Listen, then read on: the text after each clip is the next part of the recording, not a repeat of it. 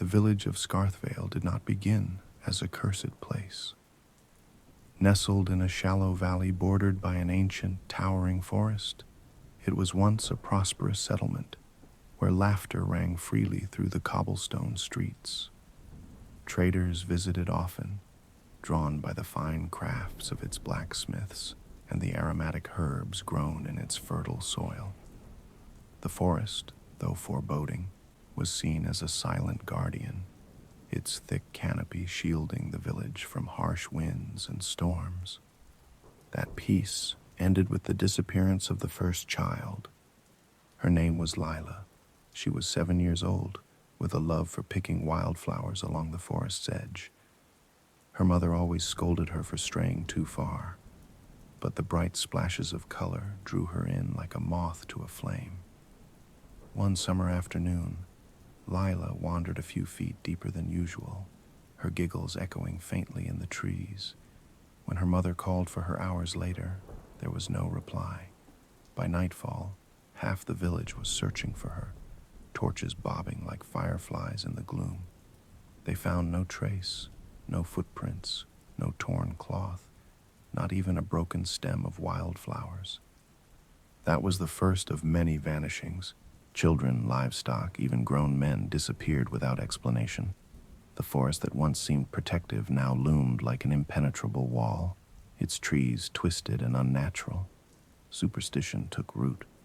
Whispers spread that the forest was alive, that it watched the villagers, waited for them to drop their guard. The village elder at the time, a frail man named Osric, decreed that no one should enter the forest after dusk. He ordered charms and wards to be carved from iron and hung from every doorframe. For a while, the disappearances slowed, but they did not stop. The breaking point came one harvest season, when 3 families' entire flocks vanished overnight, leaving behind only bloodstains on the pastures. Panic consumed the village. With their food stores dwindling and the forest's malice growing bolder, they turned to desperation. That was when he arrived. Arvin Cray was a wanderer, a man of indeterminate age with sunken eyes that gleamed like cold steel. He appeared as if summoned by the villagers' despair, his shabby cart creaking into town one overcast morning. He claimed to be an alchemist, a seeker of knowledge who had seen wonders and horrors beyond imagination. His arrival was met with suspicion, but when he offered a solution to their plight, desperation overruled caution. The darkness that plagues you, he told them, is not natural. It hungers for life, for warmth, but it can be banished, contained. The villagers listened with bated breath as he described the Everburning Flame, a fire that would never die, whose light would repel the encroaching evil. It will require sacrifice, he warned, his voice heavy with implication. Osric, the elder, hesitated, but the people clamored for action. What was one sacrifice, they reasoned, compared to the survival of all? And so, with grim resolve, the ritual was prepared. The chosen sacrifice was a boy named Thomas, a blacksmith's apprentice, barely 16. His parents wept, but did not protest, believing their son's death would save the village. On the appointed night, the entire village gathered in the central square. The air was thick with incense, meant to mask the acrid tang of fear. Arvin worked meticulously, drawing intricate sigils around a towering pyre of wood. He chanted in a language no one understood, his voice rising and falling like the wail of a distant storm. When Thomas was bound and placed atop the pyre, silence fell over the crowd. The only sound was the crackling of the torches in their hands. Arvin poured a viscous black liquid over the wood and stepped back, his shadow stretching long and thin. "Do not look away," he commanded, and with a single strike of flint, he ignited the pyre. The flames roared to life, unnaturally golden, casting long, flickering shadows across the square. The villagers gasped, some dropping their torches as they shielded their eyes from the brilliance. Thomas did not scream. His body convulsed, then stilled as the fire consumed him. But as his flesh blackened, the flames grew brighter, and a strange warmth spread through the square, a warmth that felt not comforting, but invasive, as though the fire were reaching into their very souls. When the ritual ended, only a pile of ash remained where Thomas had been. The flames in the central brazier still burned, untouched by the wind or rain that began to fall. "It is done," Arvin announced, his voice hollow. "The flame will protect you, so long as you honor it." At first, the village rejoiced. The forest seemed to retreat, its oppressive silence lifting. Birds returned to the trees, and the vanishings ceased. The ever-burning flame was moved to the temple, and the villagers built their lives around it, offering prayers and tokens of gratitude. But the flame did not come without a price. The first sign was the dreams. Those who tended the flame at night reported seeing Thomas's face in the fire, his mouth open in a silent scream. Some claimed to hear whispers in the crackle of the flame, begging for release. Osric dismissed these accounts as tricks of the mind, born from guilt and fatigue. Then the flame began to dim. No one noticed at first, but as the months turned to years, its light grew faint. Arvin returned briefly, confirming their fears. The flame required more than simple offerings. It required life. From that day forward, sacrifices were held twice a year. At first, animals sufficed, but when the flame dimmed further, human lives were taken. The village was trapped in an unholy pact, bound to the flame they had begged for. Arvin vanished after leaving one final warning. The flame is insatiable.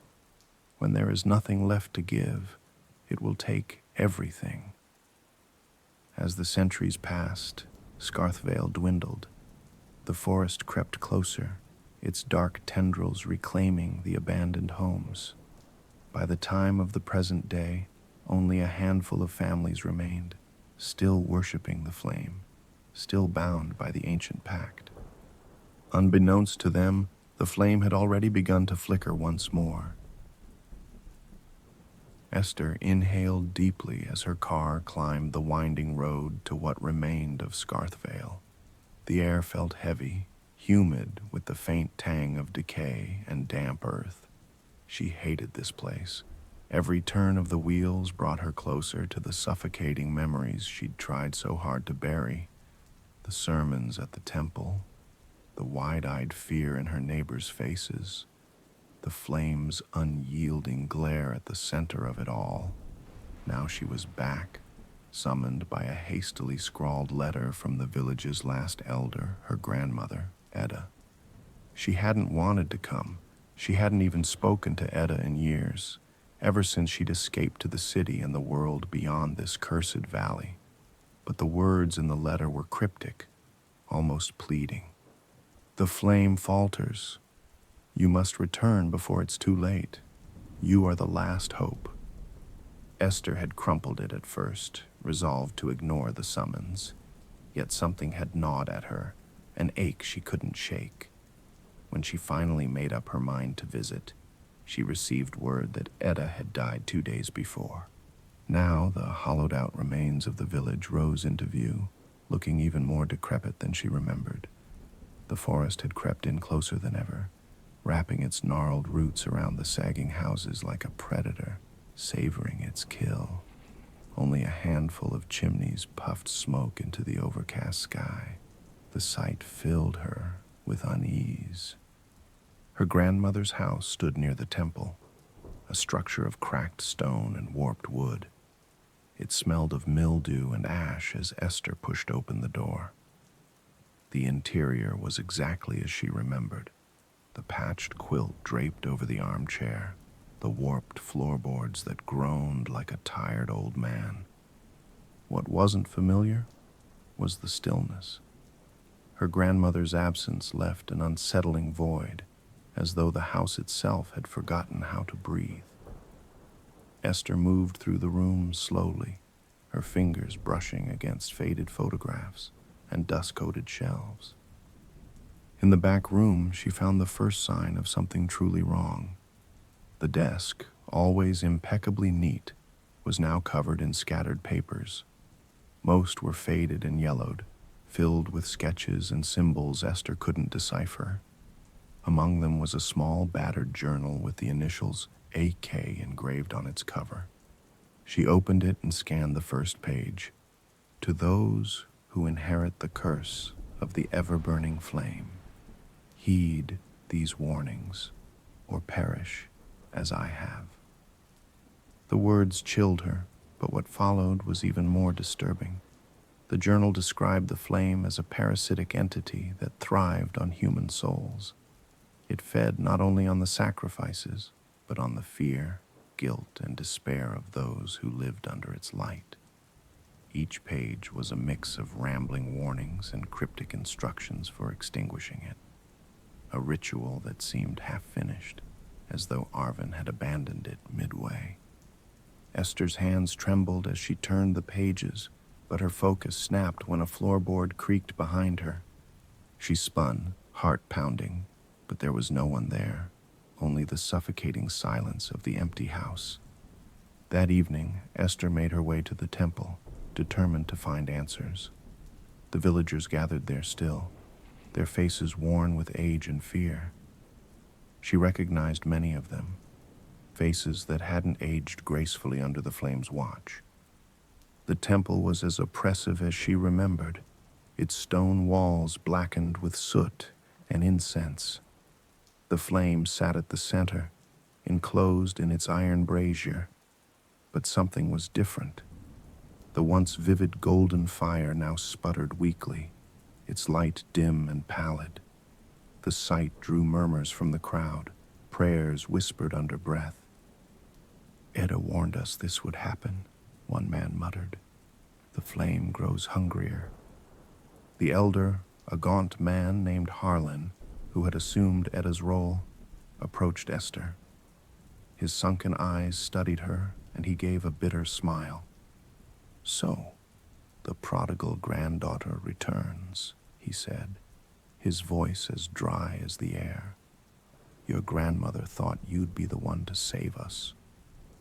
"Save you from what?" Esther snapped, her anger barely masked. "This flame? Your ridiculous rituals?" His expression darkened. "The flame protects us. Without it, the forest will take us all. You'd know that if you hadn't turned your back on your blood." Esther's retort caught in her throat as the flame crackled unnaturally loud. The entire temple fell silent. For a moment, the flickering fire seemed to stretch, almost lean toward Esther, casting her shadow unnaturally long against the stone wall. Whispers began to echo faintly, voices she couldn't quite make out. She stepped back, unnerved, but no one else reacted. Their gazes were fixed on her, as if she'd done something sacrilegious just by being there. Harlan's voice broke the silence. "You'll stay here tonight. We have much to discuss." That night, Esther couldn't sleep. The small cot in her grandmother's room felt alien, the darkness oppressive despite the faint glow of the flame, visible through the window. She stared at the ceiling, replaying the day's events in her mind, when she heard it, a faint scratching sound, like nails scraping against wood. She sat up, heart hammering. The sound grew louder, more deliberate. It wasn't coming from inside the house. It was coming from the window. Summoning her courage, Esther crept to the window and pulled back the curtain. At first, she saw nothing but the trees swaying in the night wind. Then a shadow moved at the edge of the forest, a tall, spindly figure, its limbs unnaturally long. It stood perfectly still, facing her, though she could not make out its features. Her breath caught. She stumbled back, letting the curtain fall, but when she dared to look again, the figure was gone.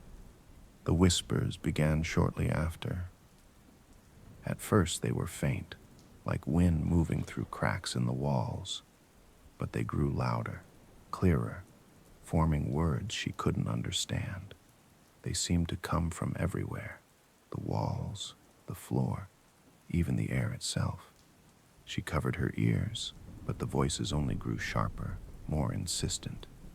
"You cannot hide," one voice finally hissed, clear as a bell. The flame outside her window flared suddenly, casting the room in sharp relief. For a brief moment, she thought she saw a face in the fire, horribly contorted, eyes wide with agony. When she woke the next morning, she wasn't sure if she'd slept at all. But the whispers were gone, and the flame outside burned faintly once more. As Esther prepared to confront Harlan, she noticed something strange in her grandmother's journal. The handwriting in the final entry wasn't Edda's. It was her own. The morning air in Scarthvale was damp and eerily still. A fine mist hung over the village, softening the edges of its dilapidated structures and creeping over the cobblestones like a living thing. Esther stood by the brazier in the temple courtyard, staring into the weak, sputtering flame. Her mind was a tangle of questions, the discovery in her grandmother's journal at the forefront. The handwriting matched hers perfectly, but she had never written those words. The flame must die, no matter the cost. The villagers passed her on their way to the temple, their expressions wary. She could feel their suspicion, their hostility. Harlan emerged from the temple, his robes fluttering in the cold breeze, and joined her by the brazier. "You didn't sleep well," he said flatly. "How could I?" Esther replied, unable to keep the edge from her voice. "Something is wrong with this place, with the flame. You can't tell me you don't see it." Harlan's lips twitched in what might have been a smile. "What you see is wrong is the natural order here. The flame protects us, and it must be fed." Esther turned to him sharply. "You mean it must be sacrificed to? How long are you going to keep this charade alive? It's killing this village, consuming it piece by piece." His expression hardened. "You speak of things you don't understand. The flame falters because it is hungry. That's why your grandmother called you back. She knew what must be done." Esther froze. "What do you mean?" Harlan's gaze didn't waver.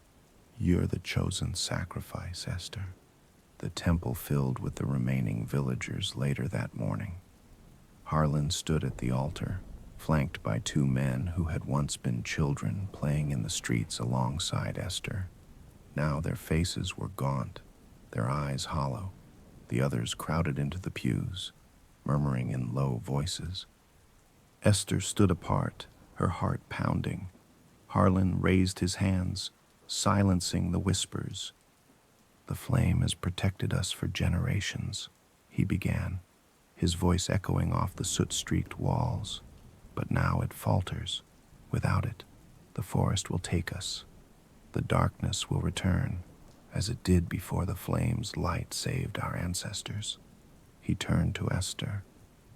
Edda believed her granddaughter would understand the responsibility she was born into, that she would honor the bloodline by making the ultimate sacrifice. But it seems she lacks the faith of her forebears. Esther clenched her fists. "Faith?" she spat. "This isn't faith, it's fear. You're all just afraid of letting go of this curse." Harlan's expression darkened, and he gestured to the villagers. "Let us vote then. Do we honor the flame with her sacrifice, or do we face the darkness without its light?" The villagers hesitated, their gazes shifting between Harlan and Esther. She searched their faces, desperate to see some glimmer of resistance, of humanity. Instead, She saw resignation, the weight of generations of fear pressing down on them. One by one, their hands rose in agreement. The verdict was unanimous. They didn't bind her. Not yet. Harlan decreed the ritual would take place at sunset, giving Esther the rest of the day to make her peace. She returned to her grandmother's house, her thoughts racing. The journal lay open on the desk, the words she hadn't written staring back at her. The flame must die no matter the cost. Beneath it, in handwriting that didn't match her own, was another line she hadn't noticed before. Look beneath the brazier. Heart pounding, Esther grabbed the journal and hurried back to the temple. The villagers were absent, likely preparing for the ritual. The brazier stood alone in the courtyard, its flame flickering weakly in the gray light of the overcast sky. Esther knelt before it and hesitated. The whispers from the night before seemed to echo faintly in her ears. With trembling hands, she pried at the stones beneath the brazier, dislodging one after another until a small cavity was revealed. Inside was a bundle wrapped in brittle leather. She unfolded it to reveal a crumbling page, its ink faded but legible. It was written in Arvin Cray's unmistakable hand. The flame is no savior. It is a predator. It thrives not only on flesh, but on the fear of those who feed it. Extinguishing it requires a final sacrifice, not to the flame, but against it. Destroy its vessel, and it will wither. Esther's breath caught. Destroy the brazier? The brazier had stood for centuries, its iron blackened but unbroken. She scanned the rest of the note, searching for details, and found a final chilling line. It will fight you. It will use all it has taken to stop you. By the time the villagers gathered for the ritual, Esther had made her decision. She allowed them to lead her to the pyre, her wrists bound loosely with fraying rope. Harlan stood by the brazier, his face serene as he chanted the opening words of the ritual. Esther glanced at the flame. It flickered weakly, but as the chanting grew louder, it began to grow, its golden light deepening into a sickly orange. Faces appeared in the fire, twisted, screaming faces. She recognized some of them. Thomas, her childhood friend who had vanished. Etta, her grandmother, her mouth open in a silent wail. As Harlan raised the torch to light the pyre, Esther acted. She wrenched free of her bonds and lunged for the brazier. Gasps erupted from the crowd, and Harlan shouted for her to stop, but she didn't hesitate. Using all her strength, she toppled the brazier from its pedestal. The flames screamed. It surged upward, twisting into a towering inferno that writhed like a living thing. Shadows erupted from the fire, taking the shapes of those it had consumed. The villagers fell to their knees, covering their ears, as the air filled with a deafening cacophony of voices. Esther grabbed the iron brazier, its surface scorching her hands, and hurled it into the pyre. For a moment, nothing happened. Then the flame began to falter, its light dimming and flickering wildly. The shadows turned on Esther, their forms shifting into nightmarish shapes. Pain lanced through her as they clawed at her mind, dredging up every fear, every doubt she had ever felt. But she didn't let go. She held onto the brazier, forcing it deeper into the pyre. Finally, the flame collapsed inward, a dying star imploding in on itself. The temple courtyard was plunged into darkness, and for a moment, all was still. When Esther opened her eyes, the brazier was gone. The villagers were scattered across the courtyard, their faces pale and haunted. The flame was no more, and the forest seemed to press closer, its silence deeper than ever. Harlan staggered to his feet, his face a mask of disbelief. "What have you done?" he whispered. "I ended it," Esther said. her voice trembling. The flame wasn't saving us. It was feeding on us. The villagers looked at one another, their expressions a mix of confusion and fear.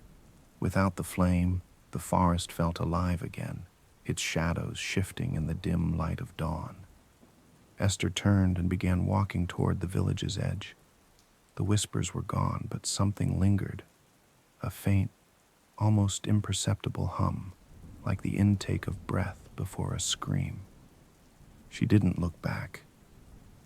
As Esther crossed the threshold of the forest, a single ember flickered to life in the ashes of the brazier.